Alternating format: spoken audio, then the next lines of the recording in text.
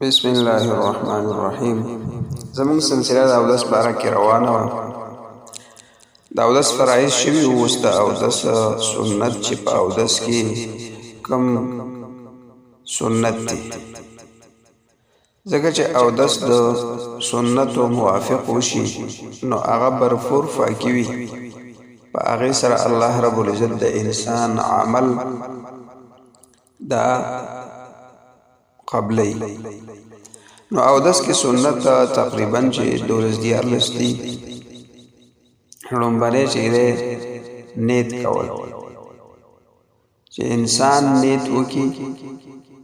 اودس ته چې یاره زه اودس کوم پاکي حاصلوم. دویم چې دی نو دا بسم الله په شروع کې بسم الله ویل، سړی کینی اودس ته لوټه وسره یا بمبې ته کینی نو بسم الله الرحمن الرحیم دا ووایي. دریم د دې مړوندونو پورې لاس انځل لا سنت دي، او د دې منځ کې خلال کول صفایي راوستل مکمل د دې مړوندونو پورې انځل لا سنت دي. څلورم بیا چې کوم دی خولې ته 3 پیرې اوبه اچول دا سنت دی. بیا که انسان روژه نه نو بهتره خبره ده چې غړغړې وکړي، بهترین مسواک وکړي. دغه شان چې دی نو که مسواک ورسره نه نو په ګوته باندې چې کوم دا شهادت ګوته ده په دې باندې مسواک په استعمال کړي. پنځم بیا 3 پیرې چې دی نو په پوزه کې اوبه اچول او هغه په صفایي ګس لاس باندې را صفا کول. شپږم بیا مسواک کول چې په اودس کې نو دا سنت طریقه ده. مسواک چې په اودس کې وشي نو دا سنت طریقه ده. اووم د ټول سر مسح کول چې دی نو دا سنت دی. فرض چې کوم دی څلورمۍ سوه د سر، اوس د ټول سر مسح کول د اول نه تر اخره پورې نو دا سنت دی. اتم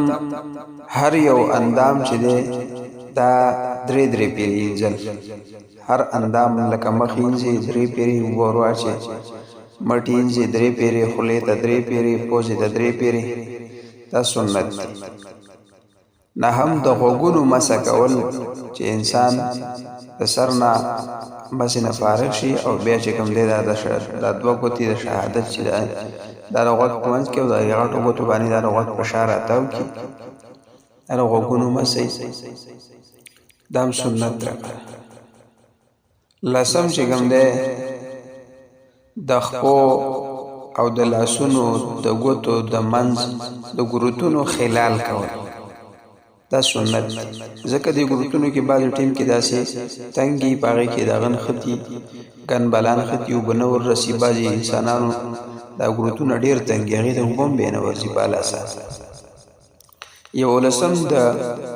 ګیرې خلال کول، بعضې انسان ګیره هغه ګڼې ډېره هغې ته اوبه نه ورځي نو بیا د هغې خلال کول دا سنت دی. او د خلال طریقه دی چې سړی د ښکته نه دا لاس راوالي داسې، نو د لاس چې کوم دا شا ده چې دا د زنې طرف ته وي، مرۍ طرف ته، او دا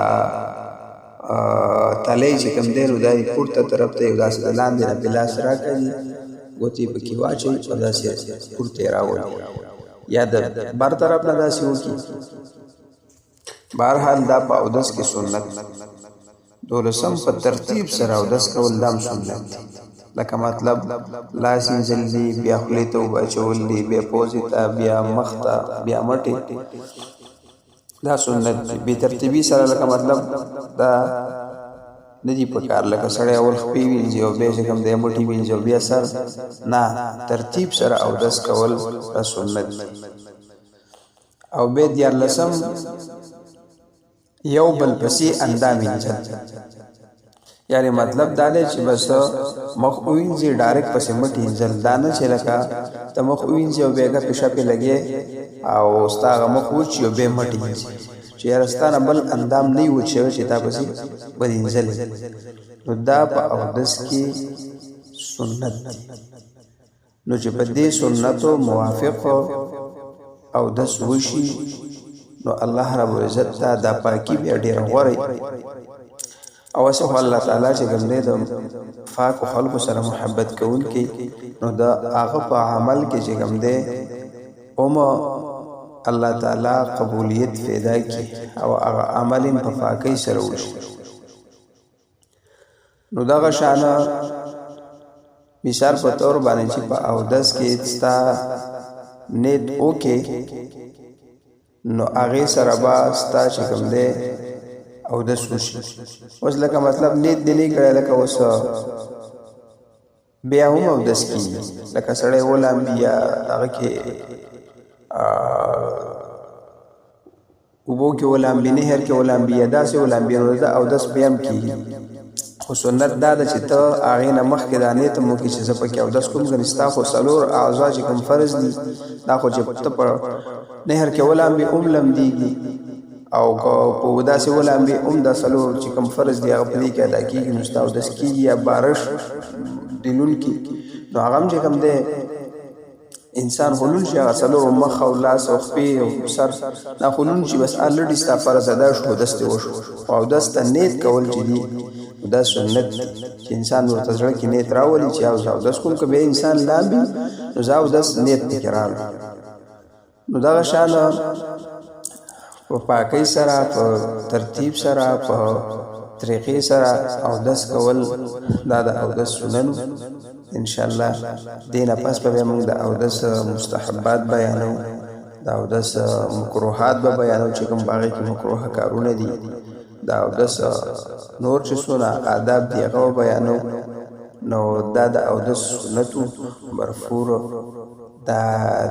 هر یو انسان واوري او بیا په اودس کې دغه یو عمل ته سوچ کوي چې په دغه طریقې سره اودس کېږي نو الله رب العزت به د پاکي بهترین راولي او بهترینه پاکي چې راشي نو عمل به بهترین او چې عمل دې بهترین شو نو الله ته به قبول واخر دعوانا الحمد لله رب العالمين.